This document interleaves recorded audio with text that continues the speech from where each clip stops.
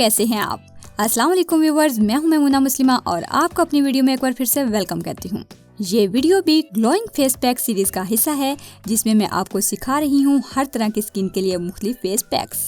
Oily और dry skin के लिए ग्लोइंग फेस पैक की वीडियो में बना चुकी हूँ, उन्हें आप मेरे चैनल पर देख सकते हैं। आज बारी है नॉर्मल स्किन की, तो इसके लिए आज हम एक बहुत ही अमेजिंग फेस पैक बनाने जा रहे हैं, जिसका लाइव रिजल्ट भी मैं आपको वीडियो में दिखाऊंगी और इसके साथ साथ आपसे शेयर करूंगी नॉर्मल स्किन के लिए कुछ बेहतरीन टिप्स, जो आपको इस रेमेडी के साथ साथ बहुत फायदा देने वाली हैं। तो चलिए इस अमेजिंग फेस पैक को बनाना शुरू करते हैं।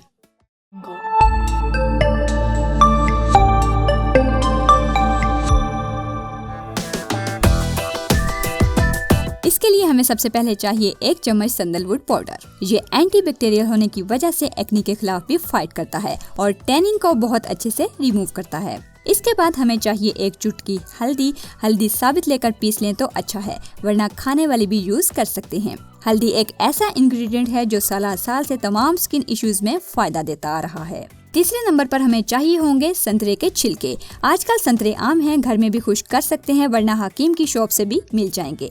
इसको पीसकर बारीक पाउडर बना लें। ये विटामिन सी का बहुत अच्छा सोर्स है। डर्ट रिमूव करना हो या स्किन पोर्स को टाइट करना हो, ये उसके लिए बहुत अच्छा इंग्रेडिएंट है। इसके अलावा टेक्सचर को इम्प्रूव करता है और कोलेजन को रिस्टोर करता है।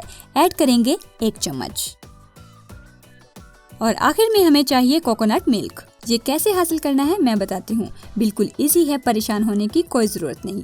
एक फ्रेश नारियल लीजिए, अगर फ्रेश ना मिले तो खुश्क भी यूज कर सकते हैं। उसे पानी में भिगोकर अंदर से फ्रेश नारियल निकालकर एक ग्राइंडर में डालें और थोड़ा सा पानी मिलाकर शेक कर लें।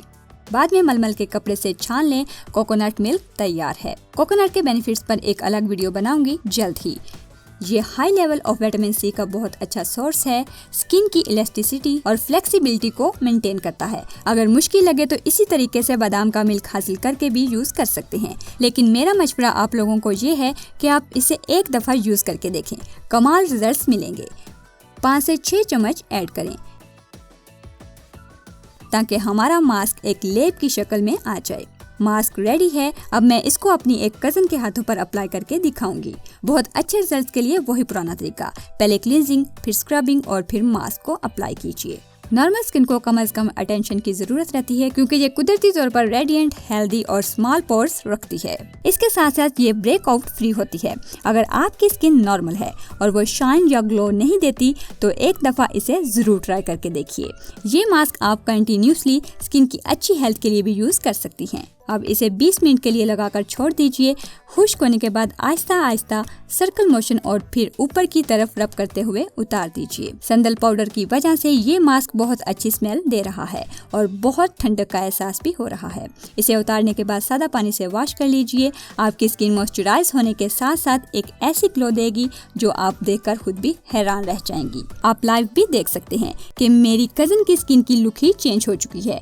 दूसरे हाथ से कंपैरिजन भी कर सकते हैं किस कदर फ्रेश लुक दे रहा है। और अब कुछ टिप्स की बात कर लेते हैं। नॉर्मल स्किन की क्लींजिंग हमेशा नीम गर्म पानी से कीजिए। सनस्क्रीन जरूर इस्तेमाल कीजिए। मॉइस्चराइजर ऑयल फ्री ही यूज कीजिए। हैवी मेकअप से अवॉइड करें और मिनरल बेस ही यूज करें। मेकअप को ज्यादा देर तक फेस पर ना रखिए, टाइमली इसे रिमूव कर दीजिए। बहुत उम्मीद करती हूँ वीडियो आपको पसंद आई होगी, तो लाइक करना मत भूलिए। मिलते हैं एक और नई वीडियो में, तब तक के लिए अल्लाह हाफिज।